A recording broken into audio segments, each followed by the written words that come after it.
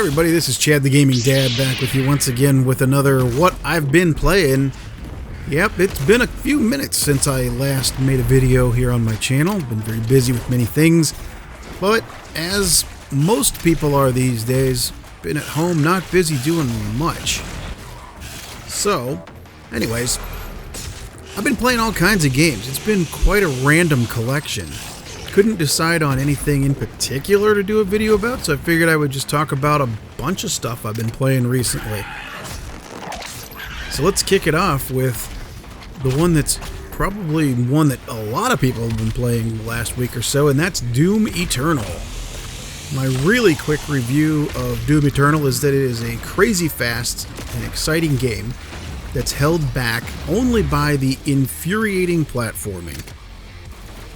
I mean, I can go along with having to chainsaw more people, more glory kills, all the stuff that you have to do in this game that you didn't do in other games as far as memorizing all of the different enemies and what type of guns and stuff will most effectively take care of these guys and get rid of them for you.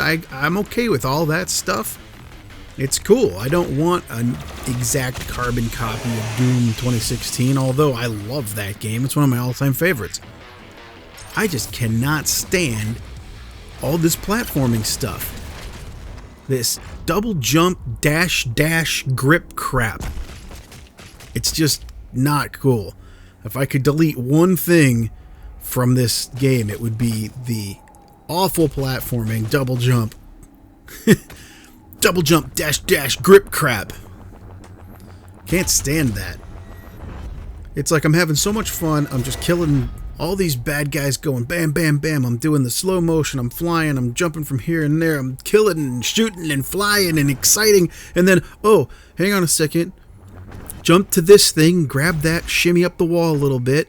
And you can't see where in the hell you're going. You turn to the left, right. Okay, I got to jump to that other thing and then to the other thing.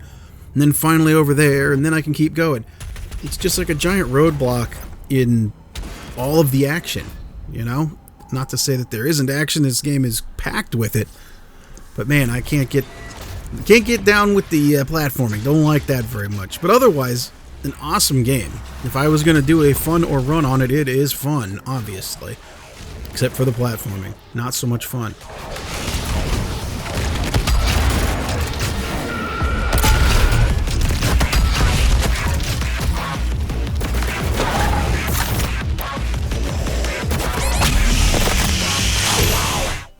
So in addition to that, Doom 64 also came out at the same time. I have a quick little angry rant about that. I pre-ordered Doom Eternal because it's supposed to come with Doom 64 as well as this rip and tear pack, where I don't like that in the new games where we have all these things that are stuff you have to add to the game. You know they're going to try to just monetize it more. It's not the worst game out there as far as the monetization goes, but you can see where they're going with it, and I'm not really interested in much of the online multiplayer stuff that's in there so far, so no big deal. So I could do without the rip and tear pack. I kind of don't care except for the classic Doom skin, but again, it doesn't really change anything for you. Doom Eternal. Now, I'm pretty pissed about this because I ordered it from Best Buy. They never sent me a code, and I don't know whether they dropped the ball or whether it was Bethesda or what, because I looked online and a lot of people from a lot of different retailers, not just Best Buy, they were not getting these pre-order PSN codes or whatever system you want, Xbox, PSN, whatever system you bought it for. You needed the code to download Doom 64 for free. Luckily, it's only about $5, so I just caved in and bought the damn thing anyway because I wasn't getting anywhere with Best Buy telling them they needed to send me a code, and they claimed they didn't need to send codes. It was included in the game, and it was not. Bethesda may have really screwed it up like usual. They've been known to do a few screw-ups recently, but hey, it's not a big deal, especially when compared to the real problems of the world these days. But it was a little bit of a bummer having to pay for something that was supposed to be a pre-order bonus. So anyway, back to Doom 64. Now, this game is amazing. It is really fun, great atmosphere. I really like the gloomy setting the creepy music, the unique enemies. These guys look like aliens and stuff. It's so nice to not have to play it on an actual Nintendo 64. I do have the game on Nintendo 64, but it was always tough to play with that controller, and it was so dark, you almost couldn't see anything when you played it. It's still a dark game, but you can see what's going on now. You can actually adjust the brightness too, and brighten it up if you don't want to have it be that dark. But my all-time favorite thing in this game so far, playing through Doom 64, is just the audio. So cool. There's not really the rockin' music like in other Doom games. It's just ominous, it's creepy. But the best part I love the most is the reverb. In certain levels, you're inside rooms, and the reverb, especially on the shotguns and stuff, it just sounds super cool.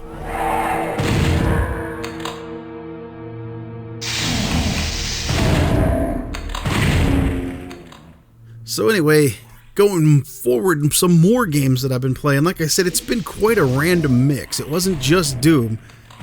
There's been some good digital sales, at least on PlayStation, and I have no idea why, but all of a sudden I felt like doing a bit of racing, so I busted out the old Thrustmaster that I have, the steering wheel, and I've been playing NASCAR Heat 4. Not a big NASCAR fan or anything, but I do like racing games, and man, I'm getting into it. I have to say, I am getting into it. I started off in the dirt track, went through the dirt season, and now I'm moving my way up into NASCAR trucks and then into regular cars. The thing's actually pretty fun. It's really fun with the steering wheel, with force feedback and everything. I gotta definitely recommend NASCAR Heat 4 if you're a racing fan of any kind of racing. It's just really fun.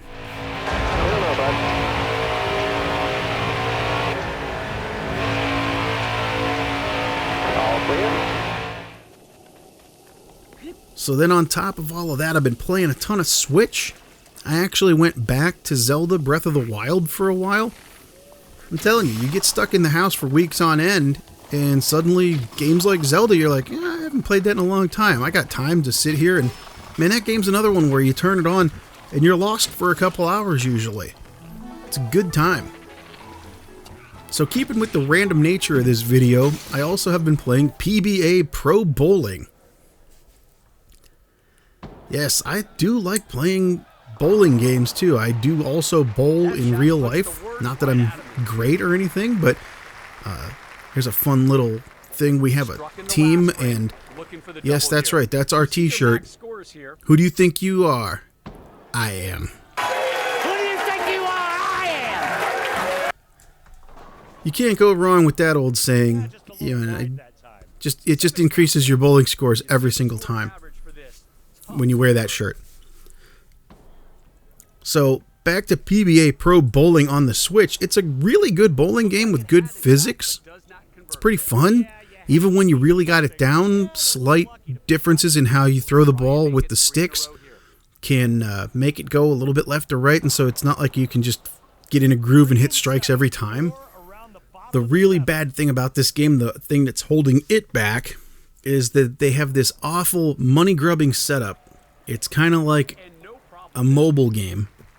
You get tickets and you get gold pins, and they just barely drip to you during normal gameplay.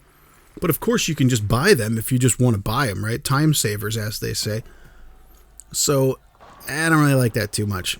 You know, if you want a decent bowling game and you just want to play it just for the sake of having a fun bowling game on your Switch, it's good for that. But if you're the type of person who likes to complete games and unlock everything, I hope you have a lot of patience and time, or a lot of money to just unlock it all by buying it, because that's really what they want you to do.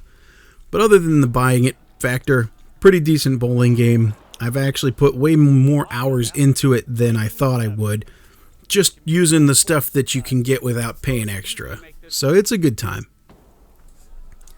Another one that came out on Switch just recently is Star Wars Jedi Knight Jedi Academy. This is the follow-up to Jedi Outcast. Another great old game, but it's just more of the same that you really loved from Jedi Outcast, except this time around you have a lightsaber right from the get-go. A lot of people didn't like that in the other game because it takes you about half of the game to get the lightsaber. You're just shooting guns, but This one has the guns and the lightsabers and everything right from the get-go. It's another story mission, similar to the other thing. As you can see here, I'm jumping around. There's like a sand demon. I don't know what they're called. It's like a big sand worm under the sand, and if you stand on it too long, it'll come up and eat you in this mission specifically. There's other missions and all kinds of things to do in this game. It's got a full single-player story, but the thing that a lot of people really loved about this back in the day, as well as now, is it does have multiplayer. And the good thing about guys like me, us old guys, is that it's not just online multiplayer. You can fill it up with bots, and it's still pretty fun. So you can have team death matches, capture the flag, all these things with people running around slashing each other with lightsabers. How can you go wrong with that? So Jedi Academy, another great one.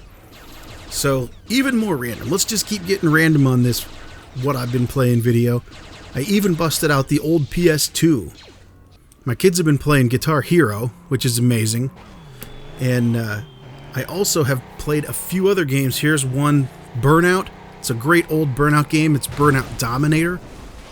I just love the old super fast visuals. They still look pretty decent. There's no internet needed, no extra DLC or updates. You just pop the disc in and off you go. It's really fun. Plus there's a lot of great rockin' tunes on there. Of course, none of those I can play on YouTube, so I have them muted.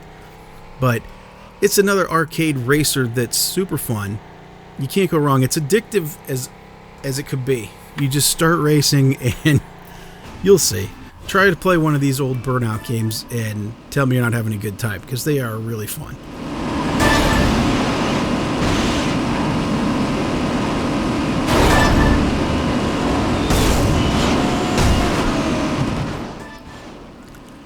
And even more random, since I had the old PS2 out, I went all the way back to Tiger Woods 03. My son wanted to play some old games, and I said, hey, try this one out. He's 6, so I'm like, here you go. I showed him how to play, and next thing you know, he's hitting holes in one. Little dude is just nailing it. So we're having a great time playing Tiger Woods. I wish they still made things like this. I know the Rory McIlroy PGA golf game from a couple of years ago was basically like the next Tiger Woods, but something about it was just not quite as exciting. Something was off. These old ones were great. They had these corny characters. They had all these special effects and noises and slow down, heartbeat. Oh my gosh, is it going to go in? Oh, yeah.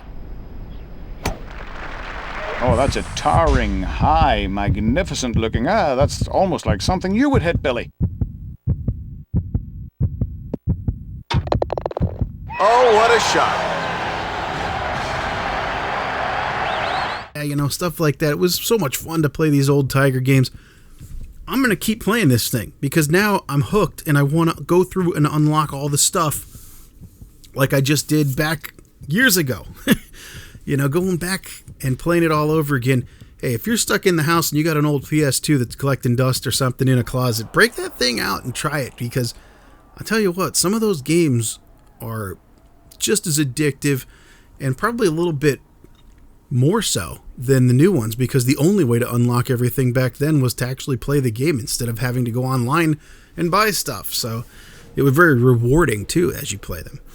So there you go. Some old PS2 games, some stuff on the PS4, some stuff on the Switch.